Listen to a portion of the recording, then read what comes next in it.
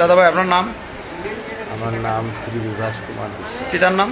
পিতার নাম গণেশ চন্দ্র বিশ্বাস। আপনার গ্রাম? গ্রাম বেড় আছে। আচ্ছা, গতকাল রাতে আপনার বাড়িতে কি ঘটেছিল? গতকাল রাত্রে আমরা একটা অনুষ্ঠান, কি অনুষ্ঠান ছিল? অনুষ্ঠানটা ধরনের ধর্মীয় অনুষ্ঠান, ধর্মীয় অনুষ্ঠান বলতে? মিলাদ দিয়া মতন কায়দা আর কি। আচ্ছা আচ্ছা আচ্ছা। তো ওখানে কতজন আর কি আপনার হচ্ছে আয়োজন, লোকের আয়োজন করছিলেন? সৎকারে।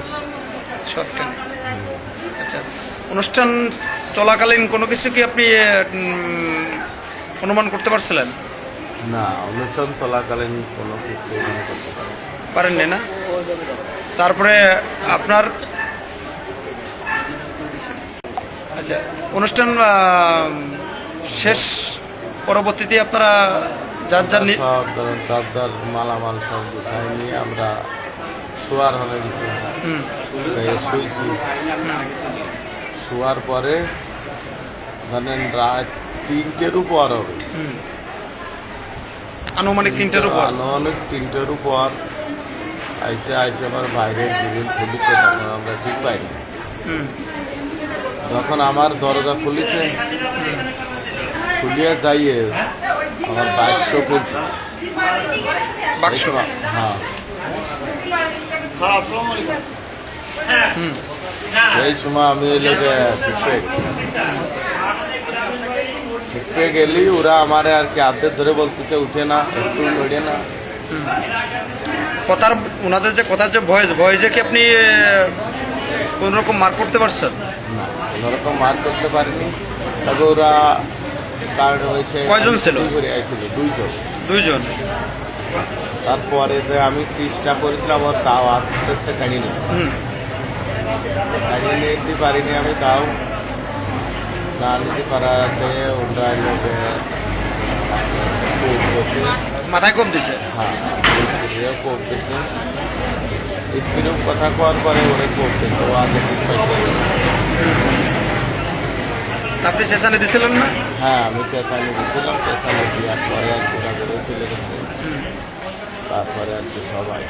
আচ্ছা, আপনার বাসা থেকে কি কি হচ্ছে লুট করছে? কারণ টাকা পয়সা শোনা যায় না। কি পরিমাণে নিতে পারে? 3 ভরি মতন সোনা ছিল, লগতে 2.5 লাখ টাকা ছিল। আর যে কনে কিনে জেনে আনেছে, এটা তো না দিয়েছিল বলার মতন করে গেছে। আপনি তো অসুস্থ, তাই না? তাহলে আঘাত করছে আপনাকে মাথায়? আঘাত মাথায় করেছে, বলো পায়ে করেছে। পায়ে করছে? আচ্ছা, আর কোথাও করছে নাকি? না, করছে হাতে। আপনার স্ত্রী কোথায়?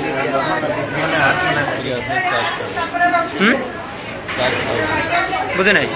4 তলায়। 4 তলায়। উনি কি হচ্ছে আহত হয়েছেন? ওনাকে কি জখম করছে? হ্যাঁ। আসলে মিডিয়ার মাধ্যমে আপনি কি চান? তাদের বিচার চাই।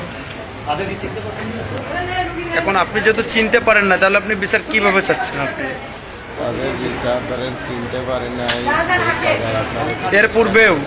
এর পূর্বেও কি এরকম ঘটনা ঘটছে আপনার বাড়িতে? না, এর পূর্বে আপনার মহল্লায় এরকম কোনো ঘটনা ঘটছে? আপনি তো সনাতন ধর্ম অবলম্বী।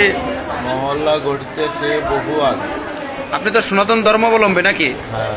তাই আপনার ওই সনাতন ধর্মাবলম্বীর যে মহলটা, ওই মহল্লায় কি ইতিপূর্বে কখনো এরকম ঘটনা ঘটছে নাকি? না, ইতিপূর্বে ঘটে অনেক আগে, তাই না? 3 বছর পূর্বে এরকম ঘটনা ঘটছে। যার বাড়ি ঘটছিল তার নাম কি? বলছি। আসলে আপনি মিডিয়ার মাধ্যমে এখন কি চাচ্ছেন বলেন?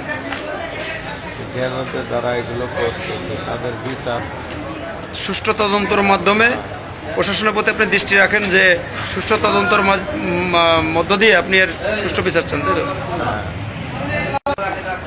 দাদা, আপনার বাড়িতে যে এই যে অপ্রীতিকর একটা ডাকাতি সংগঠিত হয়েছে, তো আপনি কি যে কয়জন লোকজন ডাকাতি দল আপনার বাড়িতে প্রবেশ করেছিল, সেখানে কি আপনার এই এলাকার বলে মনে হয় কিনা?